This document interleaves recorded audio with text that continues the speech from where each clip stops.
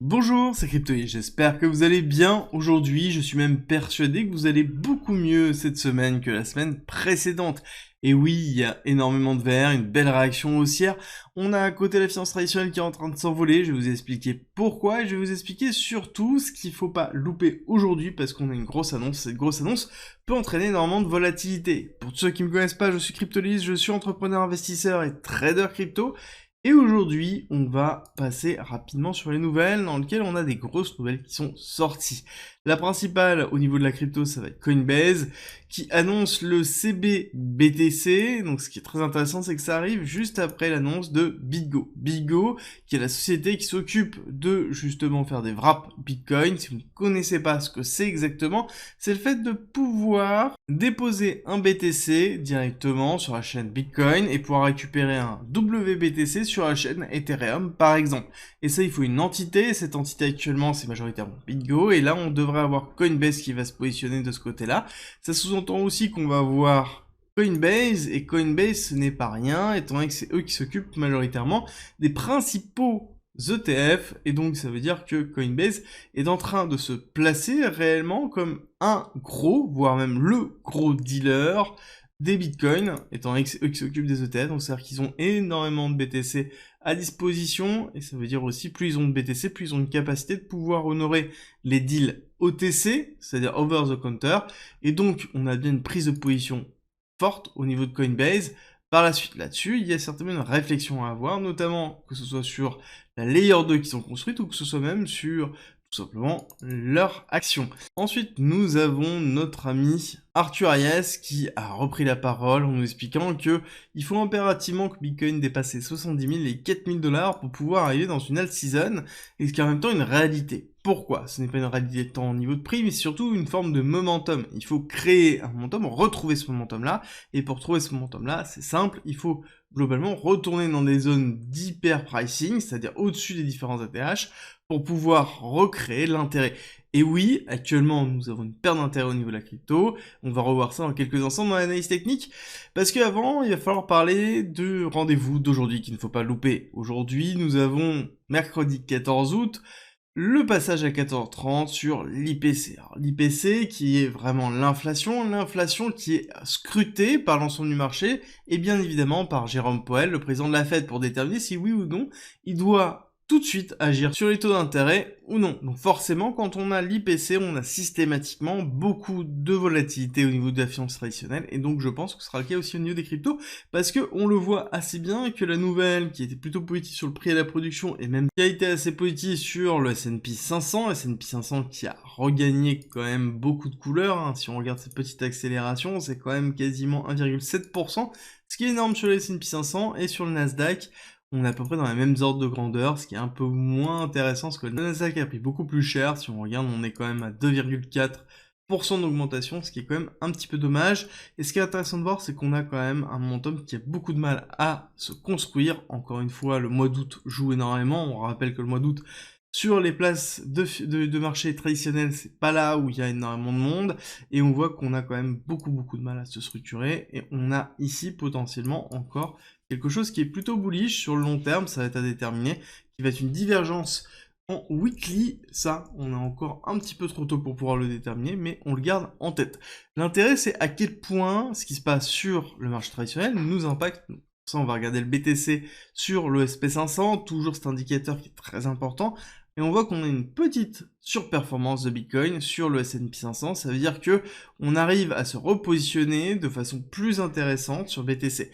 Et ça nous confirme petit à petit qu'on est certainement dans ce bear trap, c'est-à-dire un moment psychologique dans lequel on va appuyer très fort sur les liquidations pour créer une peur très forte, très importante, avant de recréer une hyperaccélération, et généralement ça arrive très souvent après une zone d'hyperaccélération pour faire peur et tout simplement alléger le train. Est-ce qu'on est réellement dans cette idée-là? Quand on dézoome un petit peu, on voit très bien cette hyperaccélération qui est même portée d'ici, qui est vraiment les ETF spot Bitcoin qui ont été portés par BlackRock. On voit que toute cette accélération-là, on a derrière tout simplement un bull flag avec une crise de liquidité qui a été mis en place par cette mèche-là.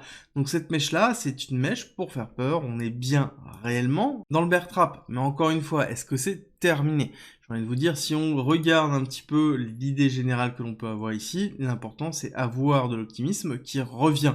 Là, actuellement, ce n'est pas le cas, on va pas se cacher que c'est même pas du tout le cas. Au niveau de Twitter, ça ne revient pas du tout, on est quand même majoritairement plutôt bear, ou en tout cas sur une continuité de la baisse, donc on est quand même relativement loin de l'optimisme. Alors c'est plutôt positif parce que ça veut dire que principalement on a un positionnement qui est plutôt short, donc quelque chose qui peut permettre de pousser à la hausse Bitcoin dans certains cas, on va revenir dessus dans quelques instants, mais surtout ce qui est important de retenir, c'est qu'il n'y aura pas d'altcoin season tant que, en effet, on n'a pas un momentum qui se regagne. Un momentum qui se regagne, c'est-à-dire un intérêt qui revient, et l'intérêt, il se positionne ici. Bien évidemment, comprenez bien que beaucoup de personnes sont rentrées durant cette phase-là, ou durant cette phase-là, ces phases d'euphorie, et donc tout simplement, sont soit en perte et ont capitulé, soit ont fermé leur wallet et attendent qu'on repasse au-dessus des niveaux qu'ils ont achetés pour pouvoir se repositionner, ou se réintéresser globalement à l'ensemble de la crypto. C'est pour ça qu'on fait très attention, encore une fois, il faut impérativement avoir un retour du momentum, un retour de l'intérêt, un retour généralement des nouveaux investisseurs, et pour ça, il va falloir faire une rupture à un moment donné. Cette rupture, elle doit se passer par une rupture des 70 000, et pour revenir sur, ici, Arthur Hayes, je pense qu'il a tout à fait raison, il faut impérativement avoir une rupture suffisamment forte pour pouvoir se dire que on repasse au-dessus de niveaux importants pour attirer les personnes. Court terme, on va avoir plusieurs éléments à prendre en considération. Pour ça, vous allez vite voir que, en effet, on a eu une petite réaction haussière qui était plutôt positive. On n'est pas allé chercher pour l'instant la zone des 57 000 jusqu'aux 56 000.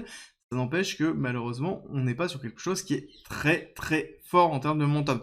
On a même une compression au niveau du momentum. Quand on regarde le RSI, on voit bien que le momentum a beaucoup de mal à repartir, et ça veut dire aussi, après une baisse aussi importante, qu'on a un marché qui est plutôt bearish majoritairement, donc il faut impérativement aller chercher les 63 000 pour casser ce top-là, pour avoir vraiment, en fait, une impulsion haussière. Idéalement, il faut même aller chercher plus haut, il faut aller chercher même un tout petit peu plus haut, vous allez voir, hop, on dézoome, il y a la zone des 66 000, et surtout ne pas faire une mèche, c'est-à-dire consolider au-dessus. D'accord, ça veut dire arriver là, hop, consolider, et repartir, là on aura un momentum qui sera très bullish.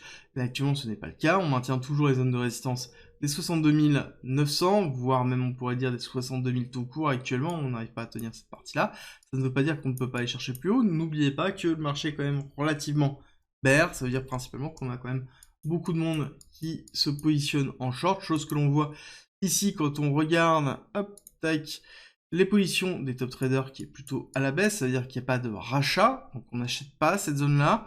On a ici l'open interest qui reste relativement flat, et pourtant on a le funny rate qui est en train de passer en négatif. Ça fait que majoritairement, beaucoup de shorts sont en train de se positionner, et que ce n'est pas une zone qui est achetée.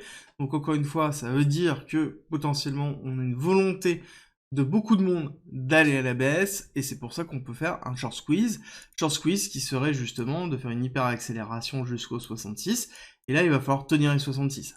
Là-dessus, il y a beaucoup de liquidation en attente, là, ici, il y a beaucoup de liquidités aussi en attente, donc le cours a souvent l'opportunité d'aller chercher ces liquidités-là, pour en faire une hyper accélération, pour ensuite faire une consolidation. Mais est-ce que c'est suffisant? J'ai envie de vous dire, quand on regarde un petit peu les différents niveaux justement de liquidation qu'on a eu ces derniers jours, on voit que c'est relativement faible. 82 millions de dollars, c'est vraiment pas grand-chose par rapport à ce qu'on a pu connaître. Pour rappel, quand on a fait la grosse mèche de l'enfer, globalement, on a eu plusieurs jours dans lesquels on a eu plus de 600, 500 millions de dollars qui ont été liquidés. Et ça, c'est quelque chose que l'on attend majoritairement pour faire une continuité au niveau du mouvement, avoir encore une fois de la liquidation qui sera cette fois-ci short, et surtout un retour de l'intérêt autour de Bitcoin. Ce n'est pas le cas, malgré toutes les bonnes nouvelles que l'on a, malgré les positionnements politiques aux USA, ce n'est pas suffisant pour le retail classique, donc ça veut dire qu'on n'a pas un intérêt, et cet intérêt, on va reboucler encore une fois dans quelque chose qui est plutôt classique. Cet intérêt se positionne ici au-dessus des 70 000. Et oui, tout simplement, il faut recasser les 70 000, repasser au-dessus du chiffre 7 pour pouvoir justement, récupérer une grosse partie de liquidité au niveau du cours, mais surtout appeler toutes les personnes qui ne sont pas sur Bitcoin, toutes les personnes qui sont positionnées ici, et redonner en fait un entrain au cours. Tant qu'on n'a pas cassé cette zone-là, on n'aura pas de phase d'hyper-expansion, c'est sûr et certain, et surtout, on n'aura pas de phase d'altcoin, surtout quand on est dans une zone de ranging. La plus grosse probabilité, n'est pas justement de faire une rupture au niveau de cette zone de ranging, mais justement de faire une continuité, donc d'aller chercher potentiellement ici cette selling zone pour faire une continuité baissière, tant qu'on n'a pas une rupture haussière, mais ça encore une fois, c'est plutôt du long terme. Si l'analyse technique et trading vous intéresse, je vous rappelle que vous avez en commentaire en description une formation gratuite financée par notre partenaire XTB qui est à disposition en commentaire en description. Vous avez toutes les informations pour pouvoir y participer et vous aurez plus de 10 heures de formation sur la psychologie, l'analyse technique et le trading. C'est à disposition en commentaire et en description.